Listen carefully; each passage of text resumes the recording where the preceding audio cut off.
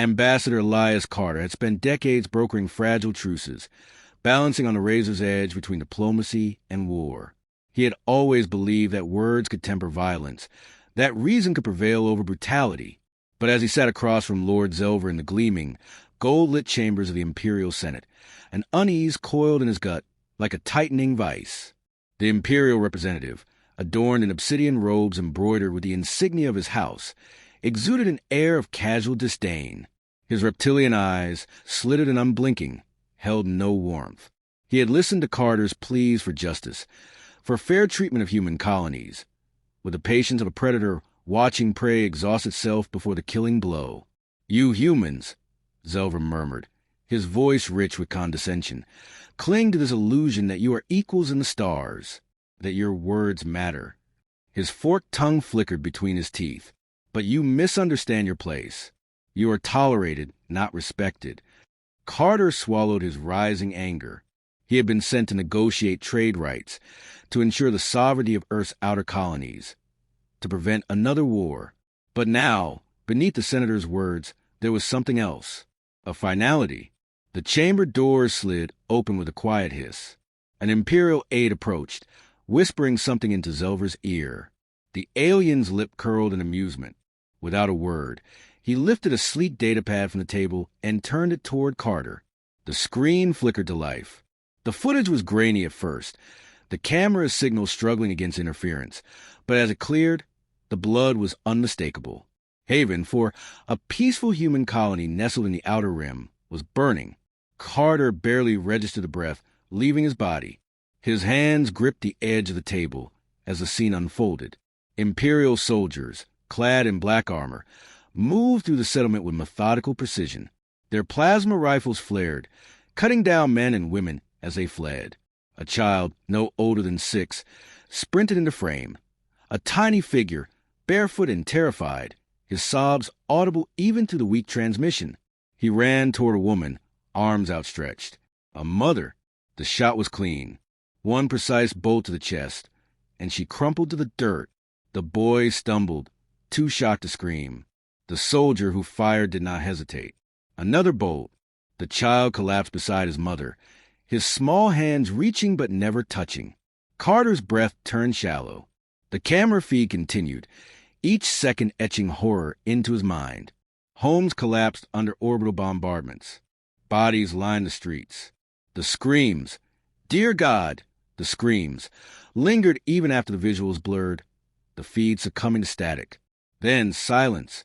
Zelver placed the datapad down with deliberate ease, as though he had merely shown Carter the latest economic projections. That, he said, is what happens when lesser beings demand what is not theirs. Carter did not move. His heart pounded a brutal rhythm against his ribs, his pulse deafening in his ears. This was not an act of war. War had rules. This was extermination. He forced himself to meet Zelver's gaze. The alien was watching him, waiting for Carter to break, to plead, to cower. Carter exhaled slowly, his fingers unclenching from the table. He had always believed in diplomacy, in the power of negotiation. But now, sitting across from a creature who had just justified the slaughter of children with the same indifference as one might discuss the weather, he understood a terrible truth. There would be no compromise, no accords, no peace. Carter stood. The chair scraped against the polished floor, the sound sharp in stillness. He smoothed his suit, his movements slow, deliberate. When he spoke, his voice was eerily calm. "You will regret this." Zelver chuckled, low and amused. Human bravado. Charming. He waved a dismissive hand. "Run back to your leaders, Carter. Tell them what you saw. Let them weep over their dead. It changes nothing." Carter didn't respond. He turned, his steps measured as he exited the chamber, his mind already racing ahead. The moment he stepped into the Earth Embassy, a dozen officials swarmed him, their voices urgent, their faces pale with dread. The massacre had already reached Earth.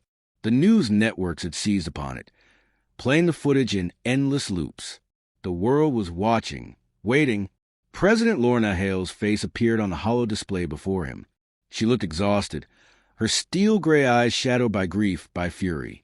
"You saw it," Yes. The War Council had already begun, military officials filling the embassy's secure chambers. The air crackled with anger, with demands for retaliation. Generals spoke of counterstrikes, of strategic assaults, of punitive measures. They were all thinking within the framework of war as it had always been fought. They didn't understand. Not yet. Carter stepped forward, cutting through the noise. The room fell silent. He had spent his career advocating restraint, tempering war-hungry politicians with diplomacy. But now, his voice carried no trace of hesitation. "This isn't war," he said. "It's extermination." He let the weight of his words settle before continuing. "The Empire didn't strike a military target. They didn't challenge us in battle. They slaughtered children, civilians. They did it because they think we are weak, because they believe we will mourn, but we will not act." He let his gaze sweep the room. Faces hardened, hands clenched into fists. Carter inhaled, his next words coming like a hammer upon steel. "We will not answer with measured strikes. We will not engage in border skirmishes. We will not negotiate." He leaned forward, his voice lowering, commanding. "We will burn their worlds. We will shatter their fleets. We will erase their legacy from the stars." A heavy silence followed. Then the president spoke, her voice steady, resolute. "Total war." Carter met her gaze. "Yes." The room erupted into movement. Orders shouted. Battle plans drafted. Fleets mobilized. The weight of history had shifted in that moment. The course of humanity altered irrevocably. As Carter stood amidst the storm, he felt something cold settle within him.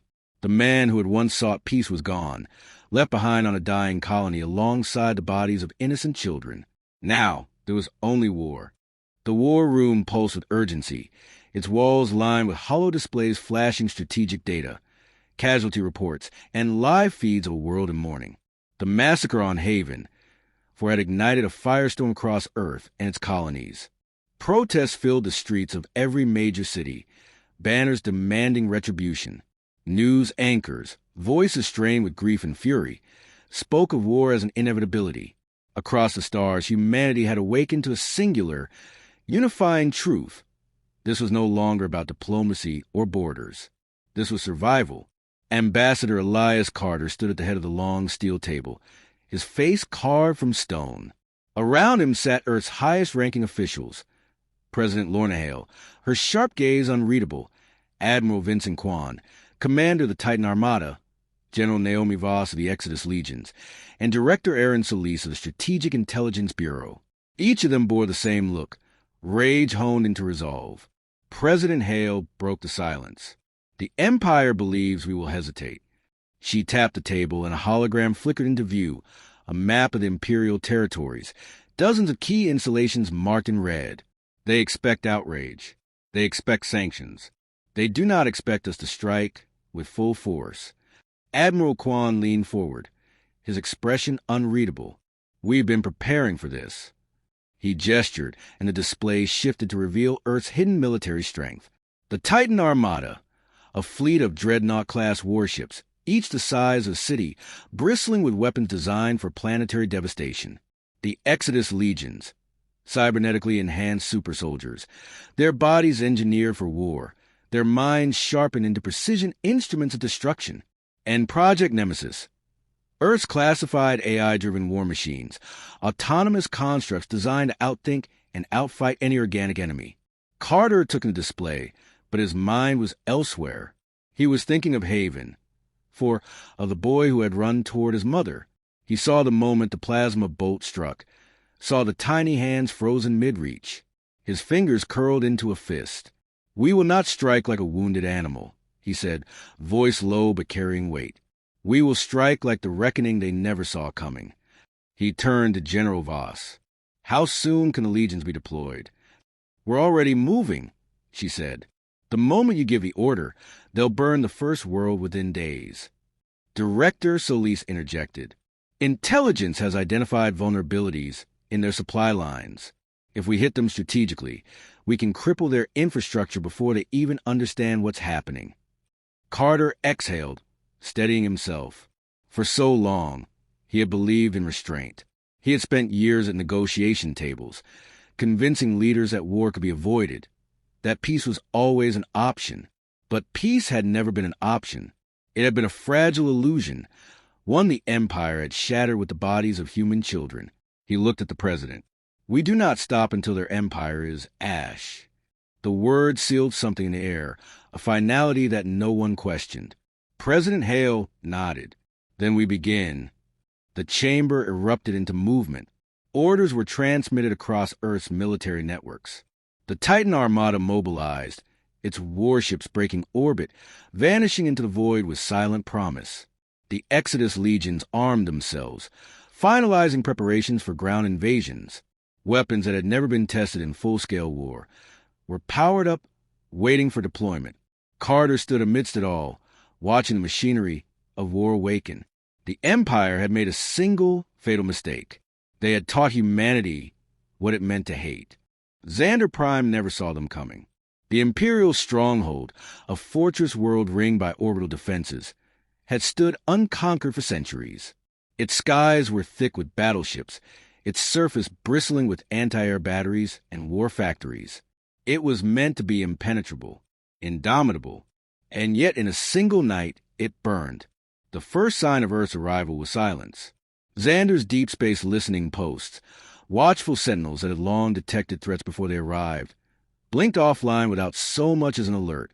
No alarms, no distress calls. Just darkness. Then came the ghosts. Stealth ships, undetectable to Imperial sensors, drifted to the void like shadows, slipping past the fences undisturbed. They carried no weapons, only a payload, cybernetic warfare suites that latched onto the Empire's data grid, whispering to its systems with the cold precision of artificial minds. Within minutes, the planetary defense network turned against itself. Turrets misfired. Shields flickered and died. The orbital command stations, responsible for coordinating fleet movements, found their systems unresponsive. In the space of a breath, Xander Prime was blind, deaf, and vulnerable. Then the sky cracked open. The Titan Armada emerged from the void, descending like judgment. Massive dreadnoughts loomed over the planet, their hulls reflecting the pale light of a dying moon. Their weapons ignited an eerie silence, and then the world was fire. Orbital strikes carved deep scars into the surface, reducing fortifications to molten craters. Entire legions of Imperial troops were incinerated before they could mount a defense. The lucky ones died instantly. The less fortunate were left to face what came next. The Exodus legions deployed. They did not land with the grace of conventional soldiers. They fell like meteors, slamming into the surface in thunderous impacts, their bodies encased in reinforced armor that absorbed the force.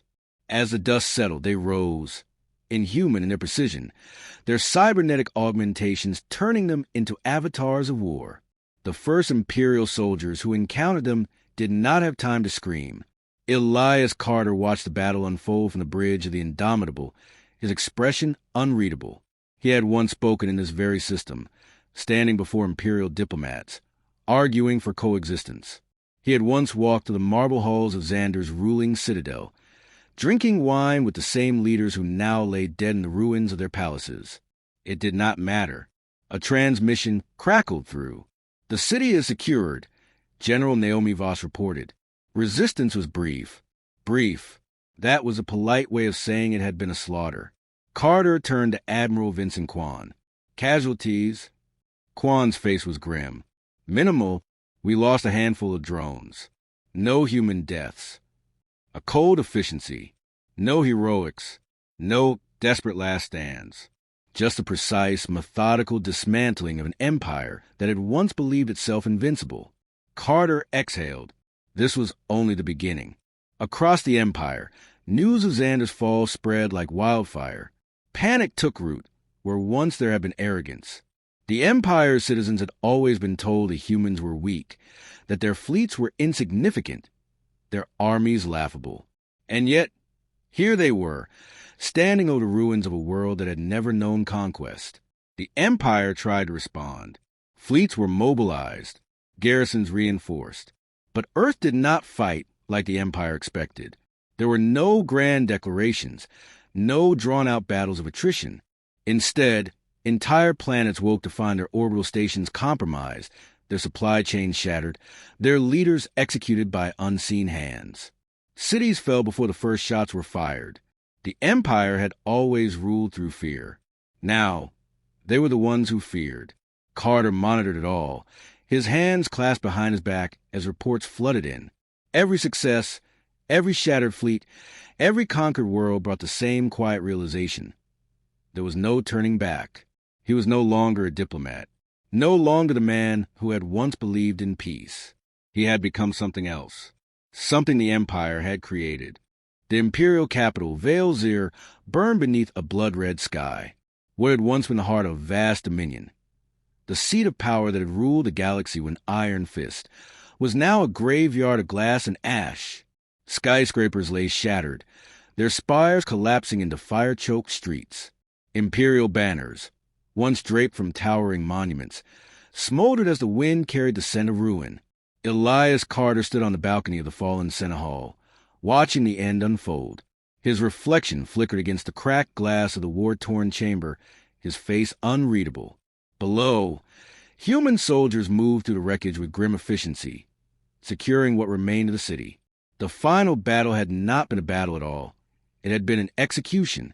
The Empire had fought, but it fought as a wounded beast, lashing out in desperation. Their fleets, once mighty, had been scattered and outmaneuvered. Their armies, once feared, had been dismantled before they could even mount a proper defense. The war had been swift, brutal, and one-sided. It was over. A ragged cough broke the silence. Carter turned. Lord Zelver, former Minister of War, knelt before him, his once pristine robes torn and blood-stained.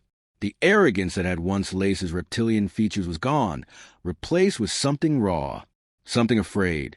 "You," Zelver rasped, his voice hoarse. "You don't understand what you've done." Carter stepped closer, his shadow falling over the broken minister. "Enlighten me." Zelver's breathing was labored, his body trembling. The Empire, it was the only thing holding the chaos at bay. His golden eyes darted to the burning cityscape. "You think you've won? You think this is victory?" He let out a hollow laugh, bitter and cracked. "You've shattered order. The galaxy will drown in warlords, in anarchy. You've unleashed something far worse than us." Carter considered his words. Once he might have listened. Once he might have hesitated. But not anymore. He crouched, meeting Zelver's gaze. "You massacred our children," he said, his voice calm, deliberate. "You thought yourselves gods, unchallenged, eternal." He gestured to the ruins around them. "And now you beg me to believe you were the lesser evil?" Zelver's jaw tightened, but he said nothing. Carter exhaled slowly. No more empires. No more chains. He stood, stepping back. "Your time is over." A single nod, a silent command, a gunshot. Zelver slumped forward, his body joining the millions who had fallen before him. Carter did not watch. He turned back to the city, to the flames licking at the sky. Humanity had won. The galaxy would never be the same.